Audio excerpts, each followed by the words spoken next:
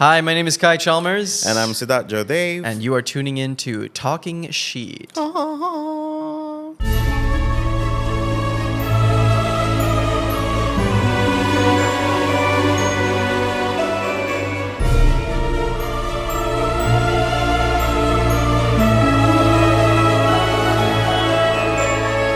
I was thinking. Okay. Because, a couple of weeks ago, we had this Diwali gathering at home. And of course, there were friends and family, Nice. mostly relatives. Was there a lot of tea spilling? Yes. As usual. Okay. Why else Fun. would you have an open house for? Oh, sure. To feed people? Fuck off. No, you have to feed people, but they feed you information. Yes, that's the most important thing. So I think we had a lot of relatives and family members came over, and everybody had a story to tell. Ooh. And the thing is that as you're growing older, the elders in the family are a lot more comfortable to share with you the family secrets that were never told to you when you were a kid. Sure. Obviously, because you're a kid, right? Obviously, nobody's going to tell you, oh my God, this happened to your grandfather, grandmother, And you'll whatever. be like, what is that? Yeah. So as you grow older and they're very comfortable, oh, you know what happened to this person? And you're like, now it makes sense why this person never existed in our life for the last 15 years because they were in jail. Something like that. Okay, You fair know? enough. So that was for me. That was Diwali for me. The whole holiday was, the whole festive week. You It's okay? good. Yeah, it's good. It's good. The festival weekend was that. Fun. And then that gave me an idea. Let's go online and see what people have to say about their family. Okay. Because I see every family is dysfunctional. Every Sure. family has issues. Yep. The question is, to what extent, of course, that's different. To what degree, of course, that's different. But every family is dysfunctional.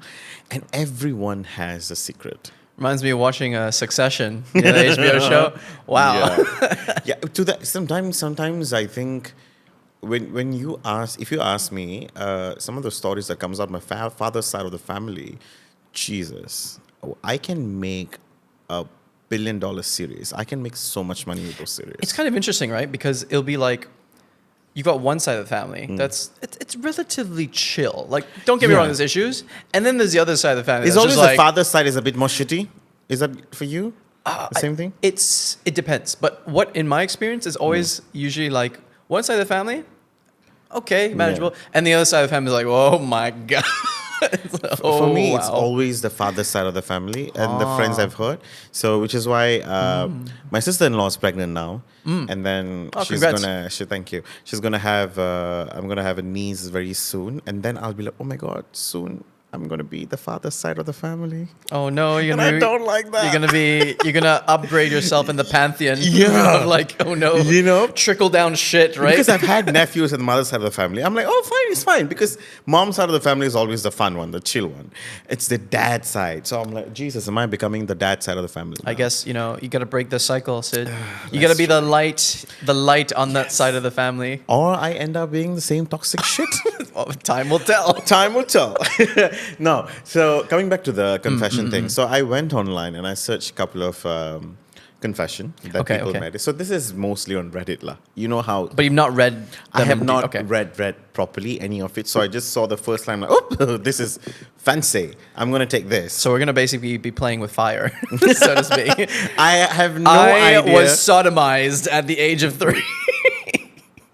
Maybe. Oh, God. I have no idea what did I pick. I have no idea what's coming my way. I've sent it to you as well. It's on your phone right now. Yes, I see. We're not going to disclose the person, or obviously a lot of them wrote this anonymously, so of course we don't know these people.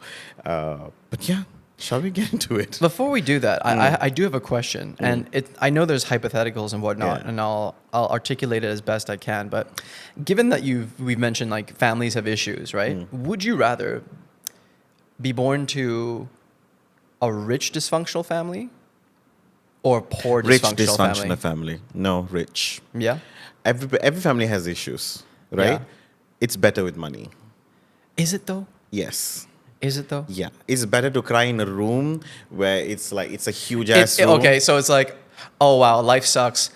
I'm going to buy a first class ticket to Paris. Yeah. So if my problem is daddy, I want a plane now, I'm okay if that's my problem. Because see, being poor is tough. The life is very, very tough. And then added on with dysfunctional family. Okay. How about middle class? Still rich. You still rather have the rich Yes. side? Okay. I mean, we're going to have dysfunctional family anyway, so might as well add with money. I know. I think with the money, it makes it worse. I mean, don't get me wrong. Like the poor is like poor and dysfunctional is just bad. Bad, yeah. Rich dysfunctional, it's just like it's bad. But then when like money is at stake, man, people go crazy. So I was just curious what you thought. So even with the middle class, you'd go for the rich. Yeah, I'll go for the rich. Okay. I'm sad. Let me go on and buy something for myself. let me buy like 24 types of cheese. I'm sad. I'm gonna call my friend and get on my private jet and go to London. Hey, fair enough. Hey. Why not? Yeah, why not? It's better to be sad in London. That is true than in a in a rundown room. house. Yeah, that's I agree. true. Well, it's a silly question, but I mean, I don't know. For me, I just feel like it's a toss-up because I've seen both sides, and they're bad. Yeah. But I don't know. Money's an interesting thing because it can solve problems, but more often than not, I see it just burn everybody around it. I think for me, it's also because my parents had a lot of ups and downs in their lives. Sure. Right. So and we are very aware as kids as to our social status, how much money do we have, and how extravagant our life or how extremely poor we are. Right. Because there were points in our life we were like fucking rich, and there were points in our life where we were damn fucking poor. So we have seen everything. So we have lived through. Where the whole family. You've done the whole wave. 7 of us have to share 50 ringgit for a meal. We have lived through that part of life. And then you've done the 7 family members on a plane ticket to London. Exactly. We have done that, So, and we have done the middle class life as well, where, we have money, but we have to save. So I think my family has gone through that. So I kind of know what it feels to be where. Okay. So today when we have money and set, I'm like, bitch, that's so much better than having To be fair, money solves a lot of problems. It does. Like, half of your problem is no problem when you have money. That's true. Jesus. That is true. Okay, confessions. Confessions. Jesus, are you ready for this? Yeah. So this one says, okay. When I was about 10, my cousin and his dad died. I always thought it was an accident. And on the same day, when I was old enough, I was told that his dad actually committed suicide, and my cousin followed him a couple months later. Truly devastated me, although I didn't know them well. Wow, that's pretty intense. To have a kid follow after that, that's pretty intense. But do you know this is very common? What, like follow-up suicide? No, as in you growing up thinking that, this person died, only much later for someone to tell, this person actually committed. But I think it's the shielding of information, right? Like, this is a bit different, but when I was younger, I could watch quite a bit of things independently, which I'm grateful for because it made me more interesting to myself. I'm not just like Disney is cool. I would watch like things like Grave of the Fire, like some dark animations. And at the time, parents, they don't know animations, right? They don't know, like, they think it's nice and cute and stuff. But then, like, some of them are actually really dark, especially some of the Japanese ones. So I watched basically Grave of the Fireflies when I was like 8. And that story is basically about 2 kids surviving Japan as it's losing the war. And basically they have no family members because they're all dead from bombings. So they're basically slowly deteriorating, and at the end of the movie they die. And that's the film. So as an 8-year-old watching that, you're like, that kind of messed me up a bit. So I can imagine, like, when you're thrown, you may not fully be able to comprehend it, but when somebody tells you that sticks with you. Deaths and things like that, they stick with you. So I can understand the shielding. I think it's appropriate sometimes, depending on the kid and circumstance. So but I also know people do it to save face too. I mean, save face in terms of not just protect themselves, protect the family image. Thing. That's true. That also could be a thing. Huge. And, Asian families are all about face, man. Gotta look good. Nobody can say anything. Okay, let's go with this one. My father, this is from an anonymous person, as they all are. My father was married with another woman before meeting my mother. I can see where this is going. They had a daughter, and my dad loved her so, so, so much. His wife started going crazy jealous. My dad noticed some strange behavior she had towards the girl, and when he tried to talk to her about it, she started arguing with him. He then left with his daughter to my uncle's house. She knew my dad... Yeah, okay, I'm going to start again because I'm reading this going, who the fuck is who? Okay, so my father was married to another woman before meeting... Yeah. So James married Nancy. Okay, let's call her Nancy, and then meeting my mother, Martha. Okay, Nancy, Martha. Okay. So Nancy, they had a daughter, so Nancy and him, and the dad loved her so, so, so much that... No, sorry. So, one more time. Take three. So my father was married with another woman, okay, Nancy, before meeting my mother, Martha. Yeah. Martha and dad had a daughter, and my dad loved her so, so, so much. His wife, who was Nancy, started going crazy jealous. My dad noticed some strange behavior she had towards the girl. I'm guessing between the illegitimate daughter, if you will. And when he tried to talk to her about it, she started arguing with him. Fair enough. I mean, you had a child with another woman. He then left with his daughter to my uncle's house. Okay. So he went to Martha's brother's house, I'm guessing. She knew my dad would...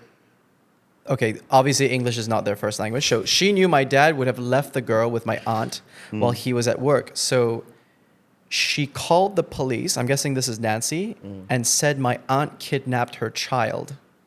The police came in and took the girl away from my aunt.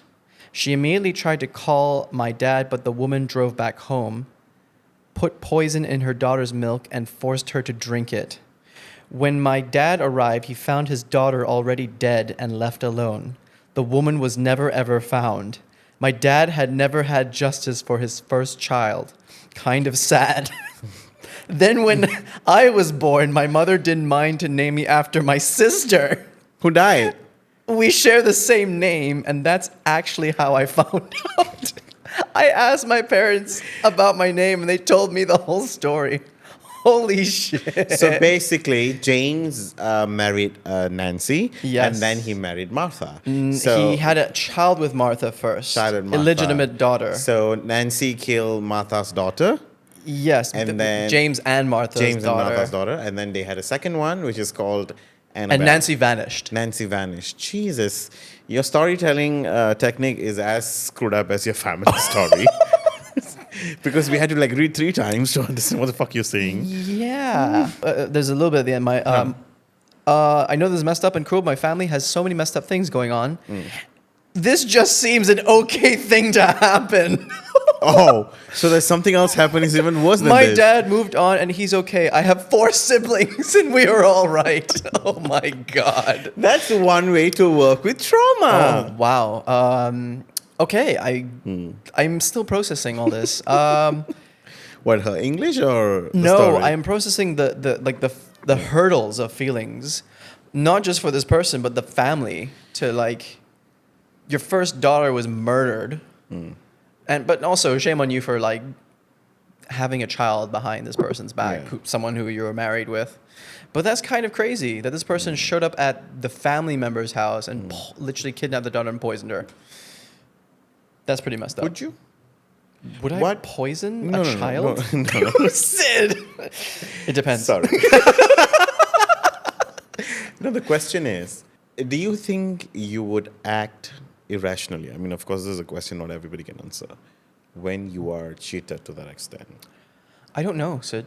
I think it's something like you have to kind of break to really get to that place. It has to really happen because hypothetically I'd be like, nah, I'll be fine. It'll be hurt, it'll be shitty, but I'll be fine. But you really can't tell because, you know, sometimes you may really love someone and then that betrayal happens. Takes you somewhere. And like, it can really do a number on you. And I'm not saying that I think the dangerous thing is to say I wouldn't or I'm immune because when you think you are not capable of that, that's when like, things can happen to you, right?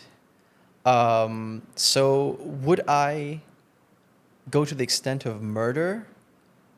Debatable. I hopefully won't. I doubt it, but you know, I don't think I'm capable of killing someone. But what is the crime committed against me? You know, what is the extent? You know, if someone kills someone on my side, do I go for an eye for an eye? It depends. I really can't say, but I'd like to believe that I would still leave with a sense of dignity. I think that is how you can really, not to say win, because there is no winning. That's true. But I think there is a sense of, if you can walk away with some sort of dignity and not to say hold your head up high, but at least, you know, say that this is a shitty thing that's happened, but I'm choosing to walk away as a better person, a higher person. I think that there's something noble about that, even if it's like terrible. So all I can really give you an answer is I hope I can move on with that sort of mindset, because when you can move through with dignity, and that's where you can actually heal. But if you're consumed by vengeance, which I hope I'm not, then you are consumed by it, right? I don't know. Would you murder a child? Well, would you put poison in her milk? Well, why not? No, I'm kidding. Maybe expired milk. Because sometimes love can do crazy things. to you. Yeah. That's the thing. Sometimes you can love someone dangerously toxic to the point you would ruin your own life. Yeah. You know, so like I was having a chat with a friend the other day, and we were both kind of agreeing that when we fall for someone, like another girl, when we're really into her, that's kind of like a warning sign of like when you're first infatuated with someone, because it's like, oh crap, you could potentially do things to me. Like you could make me do things that I normally wouldn't do, or I would kind of do things that I normally wouldn't do that kind of go against my character and goes like it will be detrimental to me. I don't think I am the kind of person who will go for someone 100% and chase them and whatnot, because I don't like chasing people, but I fucking love when people chase me. So what happened, this is one person, because I'm not trying to disclose who this person is, who I had no idea about this person's existence. So this person saw me in the campus, uni campus in Penang, which was 2017 or 18. Sure. So saw me. Of youth. course, we've never had face-to-face interaction. I don't even know this person existed, from different faculty and whatnot. And the person liked me, but at that point I was with someone else. So the person sort of waited for me to have my breakup, and the person followed through. And I'm not on dating apps, so there was this one particular time I was just on it, and this person managed to sort of get me, and then spoke, came to my place and hook up and everything. And then the person told me, you know what, I've been following you since 2017. I'm like, bitch, what? How did that make you feel? As creepy. A pseudo stalker. Yeah. But then it's hot. I'm like, oh my God, you want me that bad? Because you've been... It's kind of flattering, though. Yeah, it is. It's a I'm guessing it's a difference when they're like, oh, I just want to tell you the truth. Like, I've been like this versus... No, the thing is, the problem is, if I had not known that and I found out about it myself, then that's something wrong. Yeah. Then I'm like... Then that's a bit weird. That's weird, because you've been following me. But this person sort of came and spoke, and this person told me, he said, I've known you for so many years. I've always liked you. But then you were in a relationship. Of course, I couldn't do anything. So and then I saw this one day you had a breakup. And I thought, okay, I'll try it, whatever. And it happened. I was like, motherfucker, that amount of work. Oh, I'm flattered. Patience. That patience to wait. I'm like, I'm truly honored. But they waited. They didn't instigate. No. Anything. Oh, okay. No, I feel like that's a very decent thing to do. So it makes you feel very desirable. Like, I mean, you waited for so many years for this moment. And then, of course, a lot of my friends question, I mean, why did you still hook up right after knowing it? I'm like, well... It's hot, bitch. Yeah. Come on. That's one thing. But then I'm like, hey, hello, this person put in effort. I appreciate that effort. Yeah, definitely. You gotta read it as well, because if you can read if it's like kind of creepy and obsessive, then that's not good. But if it's just like if someone is bloody hot, I would do the same thing. Sure. I would follow you for years, and one day when you're okay, then come, let's go. That's like, so I find you attractive. Yeah. It's like, I bookmark you. Bookmark. One day I'll get there. Yeah. Because that's what I will do. If I like someone, if I feel like, okay, this is not within my range at the moment, I'll be like, 2 years later, I'll come back to you. That's what I'll do. So I'm like, oh my God, the fact that somebody did that to me, I was like, you beautiful. bookmark your interests. Yeah. Beautiful. So yeah, that kind of, towards me, when I get it from other people, I appreciate it. I don't think so I can put in that amount of effort for people. Well, multiple confessions coming out from our sides. It's okay. Okay, the third one. My father cheated on my mom, as usual, with my sister. Sorry, you want to start English. again? Sorry, bad English. My father cheated on my mom with our horse riding instructor. Okay, thank you. Okay. Because that was getting into some weird shit. Yeah, with our horse riding instructor. We'd always thought it ended amicably between the parents, the mom and the dad. We only found out this while mom was admitting to having contemplated driving off the road with us in the car as kids, as opposed to raising us a single mom with no career or stable job. Riding cowgirl, man. Sorry, that was terrible of me to say that, but that's a bit, ew. That's so sad. Happens. Your tuition instructor, babysitter. Dude, it could be anyone. No, I mean it's terrible when your father or your mother cheated with somebody that is dealing with the kids. Oh yeah. You know, because then oh yeah. the thing is, let's say both of us are siblings, right? And our father cheated with the tuition teacher that we are learning, or the swimming lesson teacher that we are learning. Then that person's still in your life. Yeah. And then it's like, why are you two together, but not with mom? Yes. Oh yeah, that's because that person is involved in our life more than anyone else's. Yeah. Now you know if the person is fucking your father, you're like, dude. Or even if it's once, you still feel like, ew, gross. Yeah. You know? Yeah, but that happens. I've heard this story a lot. This is crazy story. When my friend was studying in one of this local uni, so he had a friend. This girl comes from a horse riding instructor? No, she's not. Okay. She comes from I would say like lower middle class family, so not well to do in terms of financially and whatnot. So what she did was, so she needed extra money, so she wanted to earn extra money, and she advertised to be a babysitter. Okay, so and then she got a job at this young couple's house, so to take care of a newborn baby while the wife goes to work, so she has to take care of the newborn baby at home. So she started a job. She was just working. Months later, she and the husband were fucking with the baby around the house. So she'd be like, so when the wife goes to work, the husband will come back from work, will pick her up, they'll go for dating and shit with the baby. Oh, no. Oh, God. Yeah, and she was getting paid. And some of the stories I heard, like they used to do like kinky ass shit. I'm like, bitch. Oh no! Don't let that baby watch. Yeah. Oh God, it's already worse when you have because you're a babysitter. Yeah. You know, so the baby is around you all the time, and if you're fucking the husband, the baby is there. Yeah. I mean, I'm sure the baby doesn't know anything. No, of course. But still, it's fucked up. Dude, if I was reborn, like tomorrow, if I woke up and I was in the body of a child, and I saw that shit going on, I'd be like, Dad, you can do whatever you want, but I'm watching. If you're gonna traumatize me and the mom, you better be traumatized. No, but poor lady gave birth to this is her first baby as well. They're a very young couple. This poor lady gave birth.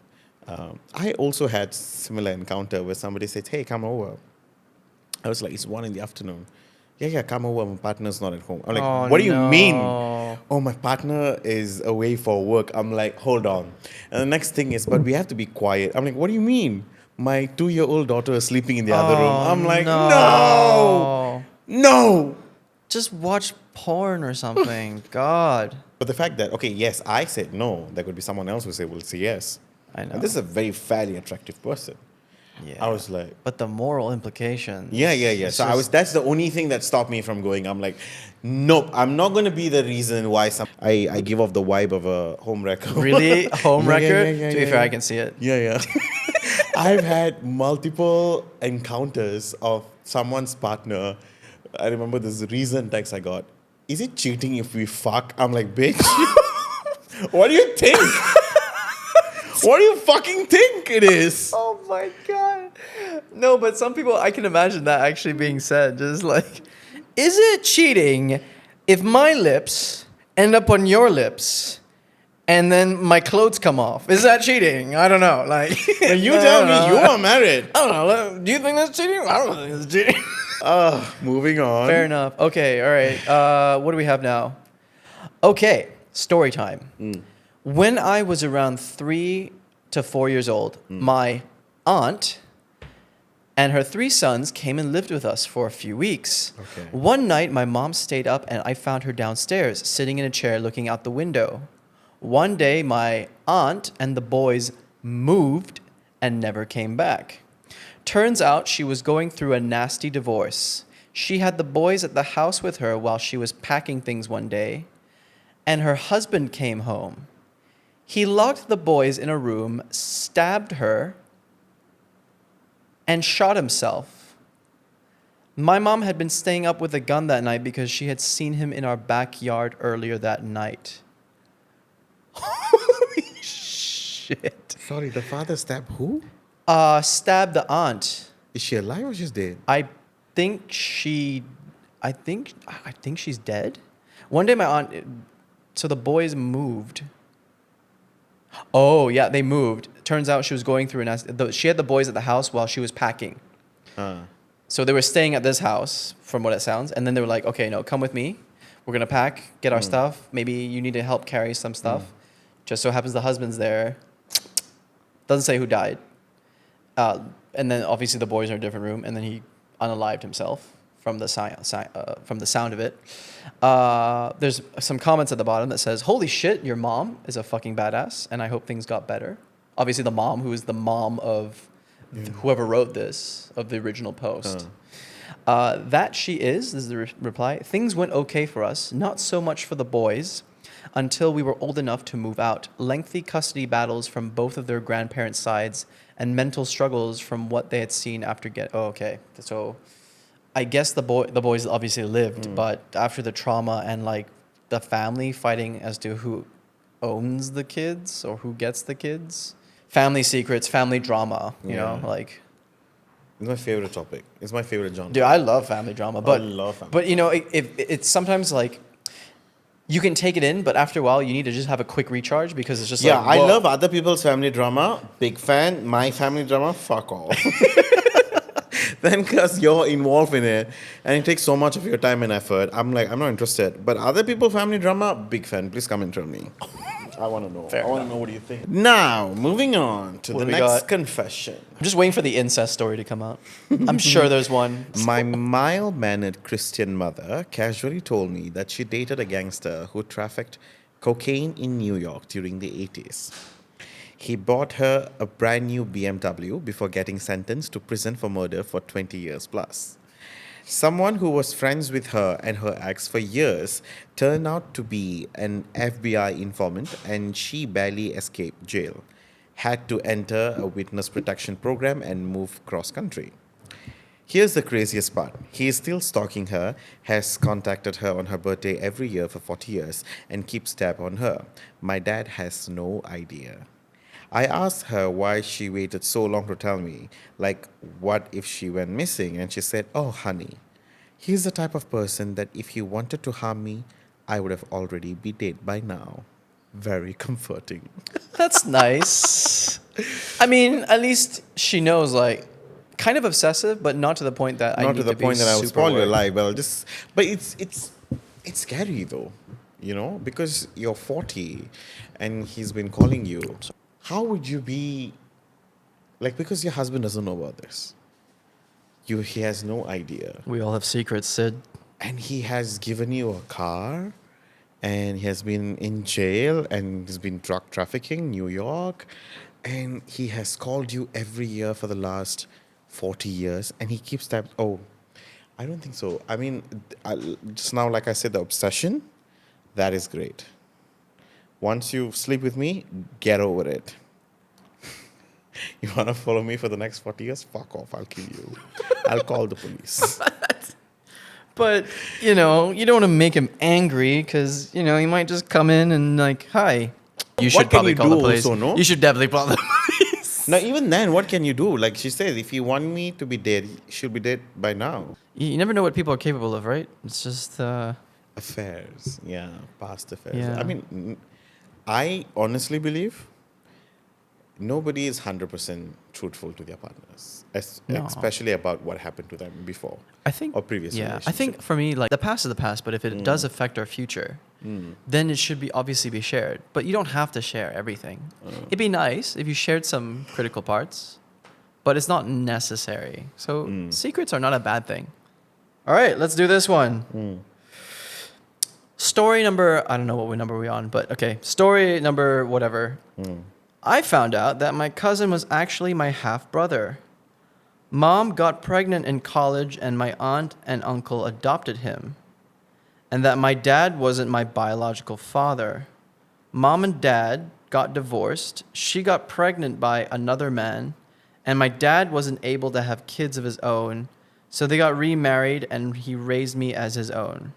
Oh, that's not so bad. It just sounds like a bit of like a musical chairs situation. Family tree is a fucking family jungle. Yeah. It doesn't sound bad. Like it sounds all right. Let me do another one. Oh my God. This one is closer to home. Are you ready, Sid? Yeah. My aunt was murdered by her husband in Malaysia. Great start. Okay. My aunt was murdered by her husband in Malaysia. They found bruise marks around her neck and fractures in her skull, suggesting that she was strangled and bashed against a hard object. Oh. She also let loose her bladder at the time of death, as they found her urine at the scene, which is kind of normal. They were Malaysians who migrated to America and became citizens there. My aunt ran a Chinese buffet there and apparently did very well for herself. But but my uncle cheated on her and she intends to divorce him and deny him access to her wealth. Fair enough. He murdered her in a relative's home they stayed at during a Chinese New Year visit. Wow, of all times. Which makes it extra fucked up. I agree. Yeah. He was taken in and interrogated, but somehow miraculously released despite the aforementioned evidence. The uncle paid off the inspectors and they allowed him to fly back to the US with her body. If true, it shows how fucked up Malaysia is and how you can literally get away with murder there. No. Malaysia truly murder. Police force, as far as I've heard or I've seen from my family side, anytime there's a family issue and you go to a police station to make a report, they wouldn't entertain you right away. That's one thing about Malaysian police because it's work for them.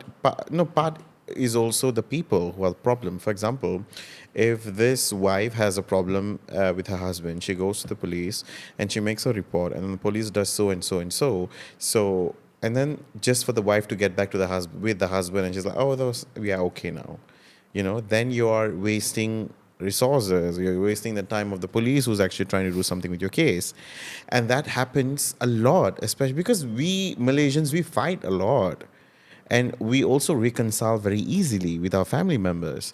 So which is why if you have a problem, say with your parents, siblings, within family circle, and you go to the police station and you want to make a report, they would actually advise you to, why don't you go back and try to settle it first? They wouldn't take the report right away, which has pros and cons at both sides because you don't instigate something so small to become a big issue. Yeah, I feel like Malaysians do that too. We do that. We are emotional to a large extent. You know, it could be a small problem, then we're standing at police station because it's the heat of the moment, right? And then just a few days later, you'll be like, oh my God, maybe I've gone too far now. I want to retract by my report. Yeah, I think there are certain lines. Like if the offending party or one of the parties unsheathed a knife and tried to kill me. Even those cases. Really? Like, for example, my husband Damn. can whack the shit out of me and I can have like blood and everything. When I go to a police station, I make a report. In 2 days, I'll be okay with my husband. The thing is, I'm just going to withdraw my report, right? Fuck. So what the fuck the police is doing for the next 2 days? So which is why if it's if it's like a non-stranger case, it's a stranger thing, then of course the police take immediate report. If you go and report about a family member, the first thing they would do is advise you to go back. Right. Because then they know that for sure you're going to go back to your family because family is family, Family right? is family. You But resolve what it happens to internally. cases like this is that sometimes once is already too much. Like, let's say I am the wife and my husband abused me, and I go to the station and I make a report, and they refuse to take it because he's my husband. The second time I go, I'll get murdered. You know, because the first time you refuse to do anything about it. So this whole family thing at police station always exists in this gray area, which is why multiple times I know when you have a family issue and you go to the police station, they will always say, go and try to settle it. Because people will always go back. Yeah, so I think these cases could be one of those where one party could go and make a report and say, hey, my sister's murdered and whatnot, right? And of course, it's a murder case. Then there are a lot of parties involved, resources, court case, blah, blah, blah, blah, blah. The second you go, then you see money, you're like, oh, there's nothing. It's just a family misunderstanding. Yeah. Because okay, this is a really messed up way to think about it, but if you see it from the other perspective, it's like I have to go, I deal with all these cases a day. People die every day, or there are all kinds of variations of horrible things being done.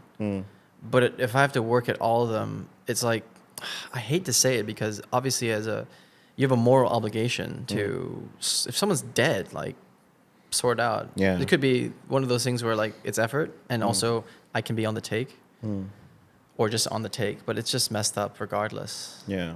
So it's just really sad to. I mean, fuck involved. this person who's in Malaysia system. Please, America is worse than this. What the fuck you talking about? America is pretty bad. But I think in America, like, you can't just pay off somebody. It's not as easy. Because this is just an average Joe who may have had money, but he paid to just, like, be let off. In the States, don't get me wrong, a lot of fucked up things worse happen there. But if you murder someone, good luck trying to just pay people off and get away. You probably could, but it's not as easy, for sure. Because in Malaysia, we have a reputation where you can, money really can get you. Money can really get you. I feel like that's the case anywhere. with America also. It's just that they portray the third world country to be a lot more in this. The thing is, America always want to stand up like this first world country who's really good at everything, right? No, fair enough. So of course, even if they have like corrupted officers, I mean, some of the fucking cases that's been in their court that's been lagging for so long. Sure. Half of it are like this, Sure, but I would say Malaysia is, like, more blatant about it. Like, in terms of, like, don't get me wrong, I'm sure people pay off people all the time. Yeah. But the way that we see how easy it is, like, it's just like, so, like, oh, just like any Tom, Dick, and Harry can do it. Yeah, and then the way it's kind of handled, like, it's just like. And we're not doing anything to combat that perception. Yeah, and it's just it's like the ease. Yeah. You They're know, like, oh, we do that. Like the ease of just being able to be like, I can just do this, and it's just like whatever. Oh, this is very close to home as well. Juicy and controversial. Oh no, let's hear it. 15 years ago, I found out my uncle is gay. Oh. This is not the controversial bit. We came from a very religious Muslim family. Still not the controversial bit of it. Three of which were high-ranking past members. Oh God. This is not my words, huh? This is something I found on Reddit, please. Yes, somebody else's I was words. 19 and also very religious. He just returned from the UK, and I was looking for some travel photos on his phone without his permission, as I had no respect for privacy at the time. Thank you for what admitting. goes around going Wonderful. around. Yeah. He's admitting it. Fair enough. Instead, I found a picture of him and his best friend naked, hugging and kissing. I assume it's a man. There are dick pics as well. Laughing my ass off. Growing up, I looked up to him as he was the only relative who studied overseas and also has PhD. There's a reason why he wanted to study overseas, please. Yes. The religious boy in me really wanted to rat him out to my parents and my grandma, as homosexual is one of the biggest sin in Islam.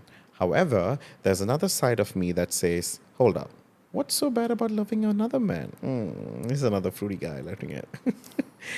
Is it worth destroying someone's life just because he have a different view in life? I'm glad I choose the latter.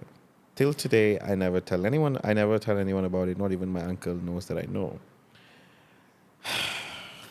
Well, it's a very good thing that you did. yeah. I mean, look, you can disagree with things, but to ruin someone's life for having done nothing to you. I think somewhere a lot of us grew up knowing that there's someone in your family, especially if a very homophobic family. There's someone from your extended family or within your closest family. There's someone is gay. Yep. And they have been living this double life because for the sake of the rest of them. Yes. And you always kind of know this person is gay. Yep. But nobody has acknowledged it. Nobody has spoke about it. So you also keep quiet. But deep down, you know this person is gay. I think, at least in Malaysia, every other kid has this experience. Yeah. Yeah. Which is, I don't know, just sad to think about. There are just a lot of people who are gay. Yeah. And it's just, it's like, that's just how it is. Yeah, how it is. Yeah, some people are married for that fucking reason because they have to sort of live that life. Yes. Some people are not married. There are a lot of, like you said, there are a lot of gay people who are married and have kids. And have kids. Yeah. But for fucking Christ's sake, they're gay. Yes. There's no way, there's nothing about them that screams straight. There was this other podcast I was watching the other day I think it's an LGBT friendly podcast in Singapore.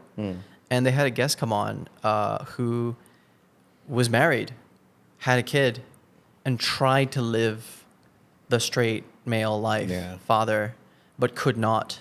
And is just trying to navigate. It was really sad to see, sad in the sense that it's an identity crisis and struggle. But it was also heartwarming to see how supportive the daughter and the mother, in a way, were. Because he married his best friend. Yeah. But there's only so much you can take it before you finally say, fuck off, I'm going to walk off. Yeah. I mean, it's which is why, is just not great. Is why today, when my friends get married, and they decide, and they're thinking about having kids, my first question to them is that, will you be okay if your kids turn out gay?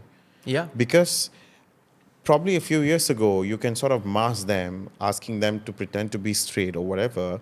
But in years to come, you can't do that anymore. No, you can't do that now. You can't do that now. Because it really affects people. Yeah, Yeah. And if you're not going to be okay with your kids being gay, don't have kids. Yeah. Because then it's going to be a problem. Because you never know how the kid's going to turn out. And the kid's going to say, Mom, I like men, I like women, whatever. Or I don't like anybody asexual for that reason. If you're not okay with your kids turning out however they want to, do not have kids. Because then you're going to be a shitty parent. I think on one hand, sometimes you can't plan for you have a kid and they have cerebral palsy. Yeah. That's something you don't envision. But if you have a healthy child, in a strange way, I feel sympathy for people who have kids who have certain conditions. Yeah. And they make an effort to, I mean, I'm sure it's really hard to have to raise kids like that because that's not what you envisioned or planned, but that's just how things are. So I really respect and acknowledge those people. On the flip side, if you have a healthy child, who is, when I say healthy, they don't have any debilitating mental disorders or physical conditions, and then you give them shit for preferring certain things, and that's you should be blessed. You're blessed with a healthy child. Not everybody can say that. Yeah. Wow. Yeah. Yeah, but whoever you are, you did a nice thing. You did a good thing. You were not judgy, because you can see this kid who also went to this religious institution, of course, can come off as very homophobic. But then you sort of saw and you took a step back for you to think and reflect and to say, who am I to judge? This is your life. It's between you and your God, and you decide to walk away with the information in a very dignified manner. I think it speaks of you as a person more than anybody. Yeah, I can see that. I'm just seeing if there's one more that's kind of juicy. Okay, here we go. Anonymous Sharer number 3042. I was told that my mother's older brother had died in an accident. Another one. He was intoxicated. In brackets, he was intoxicated and got run over by a train. A whole bunch of unfortunate circumstances, etc. Blah, blah, blah. My grandmother often mentioned it with sadness because she considered him a brilliant boy, very handy, and had a hopeful career in the arts. He was a teenager when he died. However, every time this story came up, my mother's face hardened and she never spoke about it herself. I could kind of sense that there was something left unsaid, but I was a kid, so I didn't really question the story. My mother finally confided in me about a year ago that she was sexually abused by her brother and that it was not an accident but a suicide. My grandmother has no idea. I mean, it's sad in a sense that that had to happen. I do feel like, of course, the victims of abuse, it's bad. Of course, absolutely, without saying, shouldn't have done it.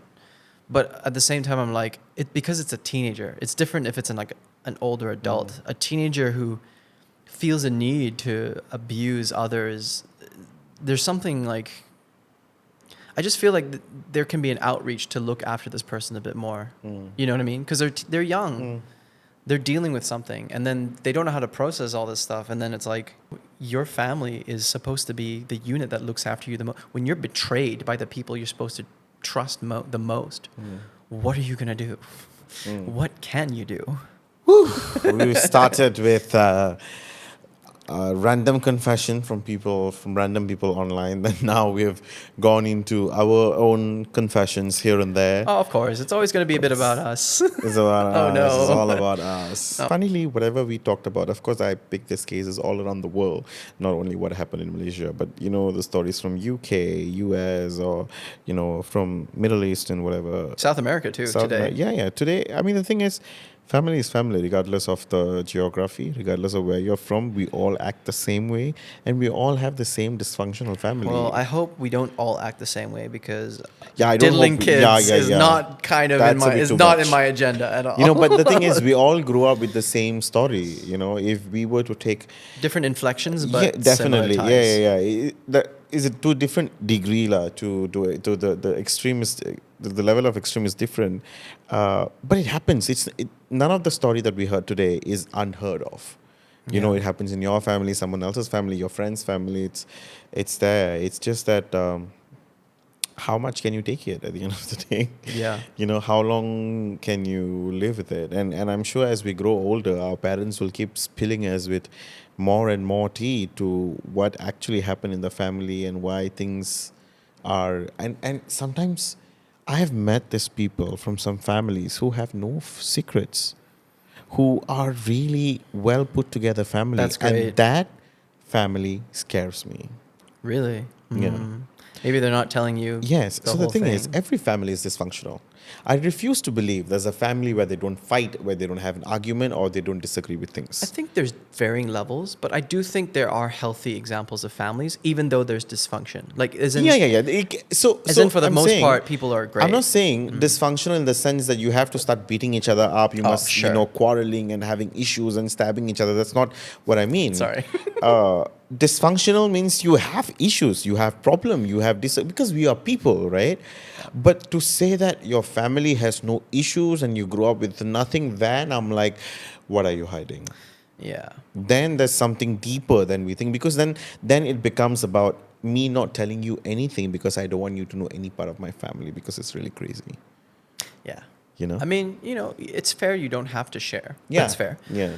But yeah, I can see you here's the thing. Sometimes you can get a vibe, right? When some people can hide it well. But some people, when they say I actually grew up in a healthy environment, and you can go I see you're quite well put together. It's good for you. Of course, conflicts and whatnot, you can't avoid it, but good for them. Seriously. And sometimes there's people who grow up who claims that, I have no family issues. That's because they are very distant from the entire family and what happens in the family. Or it's I've had so many issues, and then you hear a few examples, and maybe, but they think that's the forefront, and you kind of go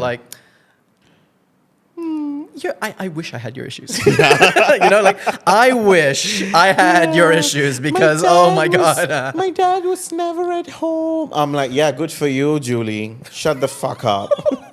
That's not the biggest problem. My Did parents- your dad fuck your horse riding teacher? Exactly. That is the problem. Did your aunt get murdered? Yeah, that is a problem. If your dad is working too much, that's not a fucking problem. Not try and discount anyone's experience, but you know, we've all met people who are like, yes, of course, everyone's experience is warranted, and you know, heart goes out to you, but it's just like, I've got this issue, and it's massive, and it's just this, and it's like, you know, the whole world doesn't revolve around you, but at the same time, it's like, you're lucky. Yeah. But can I tell that to you? Probably not. Then I get offended. All right, so that's it for today's episode. Thank you so much, guys. This has been fun. Thank you to every single one of you. You've been listening to this episode. It's either on Spotify or you're listening to Apple Podcasts or you're watching this beautiful episode on YouTube, KAYPOH. Yeah, thanks for Thank you so much for tuning in and for staying with us for as long as we're talking. Yeah, and really thank grateful. you to all the anonymous anonymous people. people- Sorry you had to experience all that. Yeah, That's sorry we had to crazy. speak about your family on camera, but I think the day you decided to go online and put your family secrets out It's there, out. It's out. You've already consented. Yeah, you've consented. So Unlike your the experience you were consent put is in through. assumed Yes. here. So thank you so much for sharing your stories. Yes. And check us out on YouTube, KAYPOH. We are also on Spotify. We are also on Apple Podcasts.